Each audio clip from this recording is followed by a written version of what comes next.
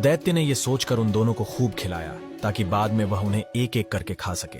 एक दिन दैत्य ने राजकुमारी से कहा, जब मैं रात के खाने के लिए वापस आऊंगा तो मुझे किसी इंसान का मांस पका हुआ चाहिए, और अगर ऐसा नहीं हुआ तो मैं तुम्हें खा जाऊंगा। बेचारी राजकुमारी सोच रही थी कि क्या करें।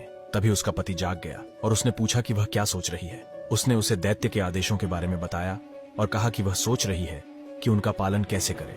लखन ने कहा, मुझे सब कुछ संभालने दो। उसने जंगल से एक मरे हुए हिरन को लाया और छोटे छोटे टुकड़े करके पका दिया। जब शाम को दैत्य घर आया और उसने राजकुमारी से पूछा कि क्या उसने अपना काम पूरा कर लिया है, तो उसने जवाब दिया, हाँ, मैंने अपना काम पूरा कर लिया है। दैत्य ने सोचा, ये लड़की किसी इंसान का मांस कैसे पका दी। उसको संदेह हुआ कि ये सब उसके पति लखन ने किया है। अगले दिन दैत्य ने राजकुमारी से फिर कहा, जब मैं शाम को घर वापस लौटूं तो मुझे तुम्हारे आंसुओं से भरा हुआ 2 बर्तन चाहिए, और अगर ऐसा नहीं हुआ तो मैं तुम्हें खा जाऊंगा। जब दैत्य चला गया तो राजकुमारी ने दोनों बर्तनों को भरने के लिए रोने लगी। रोते रोते थक गई, पर बर्तन उसके आंसुओं से नहीं भरा। जब उसका पति उठा तो उसने अपनी पत्नी को रोते हुए देखा तो उससे पूछा कि क्या बात है। उसने बताया कि दैत्य ने आंसुओं से भरे 2 बर्तन मांगे हैं, और अगर नहीं मिले तो वह उसे खा जाएगा। लखन ने उससे कहा, तुम कितनी मूर्ख हो, क्या तुम्हें लगता है कि तुम इन बर्तनों को आंसुओं से भर सकती हो? जाओ, तुम विश्राम करो और मुझे यह काम करने दो। लखन दोनों बर्तनों में पानी भरकर उसमें नमक मिलाकर रख दिया। जब शाम को दैत्य वापस आया और उसने पूछा कि क्या उसने अपना काम पूरा कर लिया है,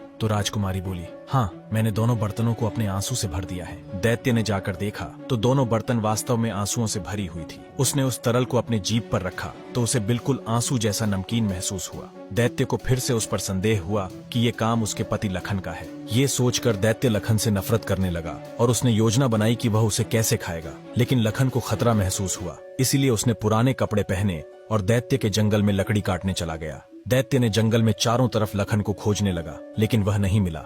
एक दिन जब दैत्य जंगल से गुजर रहा था, तभी जंगल से लकड़ी काटने की आवाज दैत्य के कानों में पड़ी। भागते हुए उस आदमी के पास आया और गुस्से में उससे बोला, मेरे जंगल में लकड़ी क्यों काट रहा है? उस आदमी ने बोला, हे दैत्य महाराज, मैं एक गरीब आदमी हूँ और एक युवक के लिए ताबूत बना रहा हूँ जो अभी अभी मरा है। दैत्य ने पूछा, वह युवक कौन था? आदमी ने बोला, एक बहुत ही सुंदर लड़का था, बिल्कुल किसी राजकुमार जैसा, और उसका नाम लखन था। जब दैत्य ने सुना कि लखन मर गया है तो वह बहुत खुशी से उछलने लगा और उसको बिल्कुल संदेह नहीं हुआ कि जो आदमी लकड़ी काट रहा था वही लखन है। आदमी ने पूछा, क्या तुम उस लड़के को जानते हो? दैत्य ने उसे सारी बातें बताई कि कैसे उसे बंदी बनाकर रखा था। दैत्य ने उससे बात करते करते ताबूत के अंदर चढ़ गया। जैसे ही दैत्य ताबूत के अंदर चढ़ा, लखन ने तुरंत ताबूत को बंद कर उसमें आग लगा दिया। जब उसने ये सुनिश्चित कर लिया कि दैत्य जलकर राख हो गया है तो वह घर लौट आया और अपनी पत्नी से सारी बातें बताई, और फिर उन्होंने अपना सारा सामान लेकर खुशी खुशी वापस अपने महल चलाए। दोनों महल में खुशी से रहने लगे और लखन, जो कभी श्राप के कारण सांप था, अब वो इंसान के रूप में